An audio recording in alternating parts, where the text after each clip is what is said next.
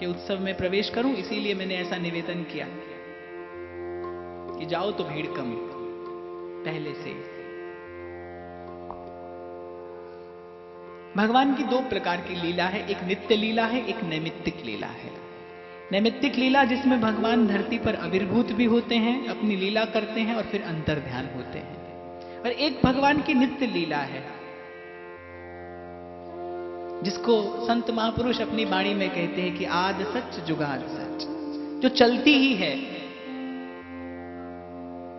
एक वो वृंदावन है जिसका हम लोग जाकर दर्शन करते हैं, एक उसी वृंदावन के अंतरस्थ निज वृंदावन है, दिव्य वृंदावन है, जहां श्यामा शाम का नित्य विहार अखंड अबाध गति से प्रवाहित रहता है, प्रवृद्धमान रहता है।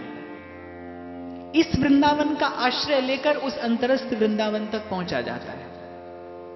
भगवान की नैमित्तिक लीला का चिंतन करके भगवान की नित्य लीला में प्रवेश होता है। श्रीमद् भागवत श्री कृष्ण की जो कथा का वर्णन करती है वो श्री कृष्ण की नैमित्तिक लीला है, लेकिन उसी को आधार बनाकर, उसी का आश्रय लेके श्री कृष्ण के उस दिव्य धाम में, उस प्रेम धाम में, उस वृंदावन धाम में प्रवेश मिलता है। वृंदावन के ब्रज के जो रसिक महानुभाव हैं वो कभी इस बात को स्वीकार करते ही नहीं कि भगवान कभी ब्रज छोड़ के मथुरा गए। उनके लिए तो श्री कृष्ण सदा सदा ब्रज में ही हैं, और भगवान अपने मुख से ही कहते हैं, अहम वृंदावन परित्यज्यम पादमेकम न गच्छति। मेरा एक रूप ऐसा है जो वृंदावन एक क्षण के लिए भी छोड़कर नहीं जाता। लोक में भगवान ने जो लीला की या लोक में भगवान जो लीला करते हैं उसका कोई कारण होता है, उसका कोई हेतु होता है। जैसे तुलसी कहते हैं ना, विप्र धेनु सुर संत हित लीन मनुज अवतार। साधुओं की रक्षा है, धर्म की स्थापना है, बहुत कार्य हैं जो भगवान अपनी नैमित्तिक लीला करके पूर्ण करते हैं। लेकिन भगवान की जो नित्य लीला है उसका कोई कारण नहीं है, उसका कोई हेतु नहीं है। उसके मूल में, उसके आदि में, उसके मध्य में केवल एक ही भाव है और वह प्रेम। प्रेम से ही वो लीला संचालित होती है, प्रेम की दृष्टि से ही उसका दर्शन होता है, प्रेम के हृदय से ही उसका अनुभव होता है। कथा कहती है कि जब श्री कृष्ण के प्राकट्य का समय आता है, मेघ मंद मंद गरजते हैं। अब ब्रज के रसिक महानुभावों के पास ऐसा हृदय है, वो एक एक भाव को इतने सुंदर रूप में प्रकट करते हैं। बोले मेघ मंद मंद क्यों गरजते हैं? बोले ताकि भगवान को चुभे नहीं, भगवान के कर्ण को प्रिय लगे ऐसी गर्जना करते हैं। अभी देवी जी का जागरण होता है और सारी रात वो जो नाचते कूदते और चिल्लाते हैं, मुझे और तो कुछ नहीं पर मुझे देवी जी पर दया आती है। और वो बेचारी फिर भी वहां खड़ी सारी रात मुस्कुराती रहती है। विवशता है, भक्त के बस में है भगवान। राधा वल्लभ लाल के मंदिर में कभी देखते हैं कोई आकर ऐसे जय घोष करता है कि गले की आवाज फट जाती है। और प्रत्येक जगह एक ही तरीका, एक ही नियम, एक ही कानून लागू नहीं होता। अब बालाजी के मंदिर में जय घोष करना होता है, ऐसे ऊंचे स्वर में करना चाहिए। पर हमारे यहां तो नित्य वृंदावन धाम में तो प्रिया जी का महल है, महल में ऊंची आवाज बोलने की भी आज्ञा नहीं होती। महल में ऊंची आवाज में बात करने वाले को दंड दिया जा सकता है। खैर, हमारी किशोरी जी के राज में दंड का विधान तो किसी के लिए नहीं है, लेकिन फिर भी रस की बात है। मेघ मंद मंद गरजते हैं। गरजते क्यों हैं? समुद्र से कब से प्रार्थना करते थे कि भगवान का दर्शन करा दो, दर्शन करा दो। समुद्र ने नहीं कराया, टालते रहे कि हमारा जल पियो, इसे मीठा करके फिर बरसाना, फिर कभी तुम्हें दर्शन कराएंगे। कराते रहे, दर्शन नहीं कराया। जब मेघों को पता चला कि भगवान हमारे जैसा वर्ण धारण करके आ रहे हैं, हमसे दिखते हैं, हमारा नाम प्रभु अंगीकार करेंगे, अर्थात हमारी सेवा निष्फल नहीं गई। जो आज तक प्रतीक्षा की सफल हो गई। अब संसार हमारी उपमा भगवान को देगा। भगवान भी घनश्याम कहे जाएंगे। श्याम से पहले उनके नाम में घन आएगा और भक्तों को उनका ये नाम सबसे प्रिय होगा। कृष्ण कहने से अधिक लोगों को घनश्याम कहना प्रिय होगा संसार को। और वृंदावन के रसिक संतों की तो आप वाणी का चिंतन करें ना, उसमें कृष्ण शब्द का कहीं प्रयोग ही नहीं हुआ है। कृष्ण नाम कहीं आता ही नहीं है। ब्रजवासी कहते कृष्ण नाम तो बड़ो टेढ़ो है। बोले बोलवे में जबानों थथला जाए, कृष्ण बोलना तो बड़ो कठिन है, वहां तो मोहन कहते हैं। वहां तो क्या है कि कृष्ण कहना मुश्किल पड़ता है तो कन्नू कह देते हैं, कानुड़ा कह देते हैं। वहां तो वो रस सागर है, मुरली मनोहर है। अब कोई पूछे कि क्या वहां के कृष्ण अलग हैं? अब ऐसा कह देने से तो तत्व दो हो जाएगा। कम से कम व्यास गादी पर बैठकर तो ये बात नहीं कहनी चाहिए कि कृष्ण अलग हैं। अलग नहीं है, लेकिन बाहर जो कृष्ण दर्शन होता है वैसे भी नहीं है। इसीलिए भट्ट जी कहते हैं, रे मन वृंदा विपिन निहार। प्रभु को मत देखो, बोले वृंदा विपिन निहार। रे मन वृंदा विपिन निहार। यद्यपि मिले कोटि चिंतामणि, तो न हाथ पसार। रे मन वृंदा विपिन निहार। विपिन राज सीमा ते बाहर, हरि हो को न निहार। रे मन वृंदा विपिन निहार। यहां से बाहर हमारे श्री गोपालाचार्य जी महाराज कहते थे, इतने लाड़ और प्रेम से वो महापुरुष श्रीमद् भागवत की कथा कहते थे कि मैंने आज तक जीवन में ऐसी कथा नहीं सुनी। और ऐसी ऐसी बात बोलते थे जो आज तक कभी पोथी और किताब में भी नहीं पढ़ी। तो उनसे कभी पूछते ना, बोले महाराज आप ये सब बातें कहां से लाते हो? ये जो लीला आप भगवान की सुनाते हो, हमने तो ना कहीं पढ़ी ना सुनी, तो आप कहां से लाते हो? बोले बालक की सब बात ना मां के पेट में होती है। जिनके हिये में बसत हैं तीन लोक के नाथ, भगवान की सब बात भक्त के हृदय में होती है। कोई पोथी किताब से उसका समर्थन होना आवश्यक बात नहीं है। भक्त की वाणी प्रमाण है, भक्त ही सबसे बड़ा प्रमाण है। तो वो तो कहते थे, बोले धाम से बाहर तो लाला उत्पात करता है और धाम के भीतर उधम करता है। बालक उधम करे अच्छा लगता है, उत्पात करे तो अच्छा नहीं लगता। वृंदावन से बाहर श्री कृष्ण का जो स्वरूप है, वहां वो जगन नियंता है, जगन्नाथ है, जगदीश हैं।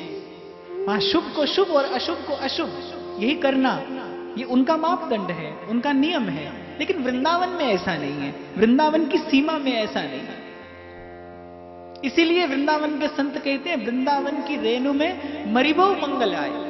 कोई कहीं से आए और अगर किसी को किसी सौभाग्य से वृंदावन की रज मिल जाए तो उसका अगला पिछला हिसाब किताब नहीं देखा जाता।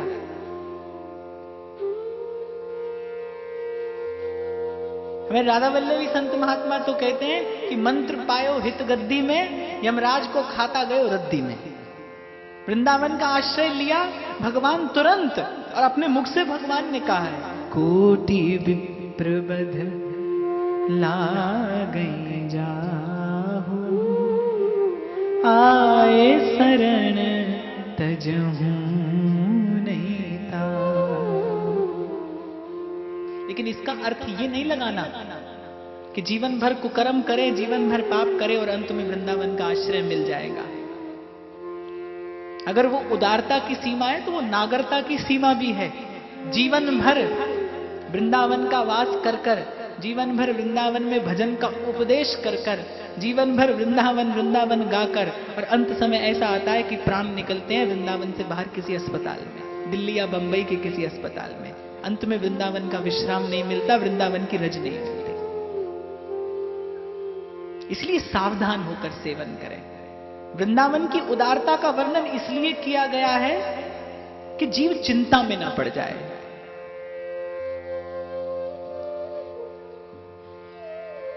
भरोसा रखे। कुंवरी किशोरी नाम सो उपजो दृढ़ विश्वास, करुणा निधि मृदु चित्त अति, ताते बड़ी जिए आस। ध्रुवदास जी कहते हैं कि मैं श्यामा श्याम की लीला का वर्णन इसलिए करता हूं, इसलिए करने का संकल्प मन में लिया है, इसीलिए करने की आशा मन में जगी है कि कुंवरी किशोरी नाम सो उपजो दृढ़ विश्वास, कि करुणामयी स्वामिनी का नाम बहुत सुना है, उनका यश बहुत सुना है, कि वो मृदुता, दयालुता, कृपालुता की राशि है। उनकी कृपालुता का भरोसा है, उनकी दया का भरोसा है। तो मेघ बड़े प्रसन्न हैं कि भगवान ने हमारे जैसा नाम, हमारे जैसा वर्ण धारण किया है। और मंद मंद इसलिए गरजते हैं ताकि भगवान को प्रिय लगे। अपनी मंद मंद गरजना में भगवान को पुकारते हैं कि प्रभु, जब धरती तपती है तो हम शीतल करते हैं। आज आप हमसा नाम लेकर आ रहे हैं, आज आप हमसा रूप लेकर आ रहे हैं, हमसा रंग लेकर आ रहे हैं, तो आज हम सबका हृदय शीतल है। आप आए, हम तो आपके आने की प्रतीक्षा कर रहे हैं। आप आएंगे और हम बरसेंगे। और इसीलिए जैसे ही भगवान का आविर्भाव होता है, तैसे ही सब बरस पड़ते हैं। लेकिन वो बरसना नहीं है, वो बरसना डुबाने के लिए नहीं है। एक वर्षा होती है किसी को डुबाने के लिए, और एक वर्षा होती है किसी को भिगाने के लिए। तो आज जो मेघ बरस रहे हैं वो श्री ठाकुर जी की भक्ति से युक्त होकर बरस रहे हैं। इसलिए जहां जहां वो जलकर पड़ते हैं, वसुंधरा पुण्यवती हो जाती है, पावन हो जाती है, पवित्र हो जाती है। ब्रज भूमि ने अपना श्रृंगार किया है। एक एक लता पता कोटि कोटि पुष्पों से आच्छादित हो रही है। भ्रमर गुंजायमान है, भ्रमर गुंजन कर रहे हैं। नंद बाबा और यशोदा मैया को आज ऐसा लाल मिलने वाला है। नंद क्या है? विश्वास है। और यशोदा क्या है? श्रद्धा है। यशोदा का एक अर्थ संत कहते हैं जो सबको यश दे। श्रद्धा माने आपके प्रेम का पात्र हर कोई नहीं हो सकता, लेकिन श्रद्धा का पात्र तो महापुरुष हो सकता है और होना चाहिए। कल जैसे मैंने 2 क्षणों के लिए गुरुद्वारे के संबंध में चर्चा किया, जहां सुंदरता हो, जहां उसका नूर हो, वहां श्रद्धा से माथा झुकना ही चाहिए। ये श्रद्धास्पद हृदय का धर्म है। अगर नहीं झुकता, एक अनन्यता होती है, एक कट्टरता होती है। अनन्यता आपके जीवन का भूषण है और कट्टरता दूषण है। आपको अपना ही रास्ता ठीक लगे और बाकी सबका खराब लगे, तो इसका मतलब आप खुद ही ठीक रास्ते पर नहीं हो, तभी आपको दूसरे का खराब लगता है। यशोदा श्रद्धा है, सबको यश देती है, उसका नाम यशोदा है। सबको प्रेम देती है, सबको वात्सल्य देती है। जिसने सबको वात्सल्य दिया, उसी के वात्सल्य का आस्वादन करने के लिए आज 3 लोग के नाथ उसकी गोद में खेलने को आतुर हैं, व्याकुल हैं। और नंद विश्वास है। नंद का अर्थ आनंद। और आप देखोगे, आप पाओगे अपने जीवन में, जिस घड़ी आपके हृदय में भगवान का भरोसा आ जाता है, उसी घड़ी आपको आनंद प्राप्त होता है। आनंद और विश्वास ये 2 नहीं है, एक ही है।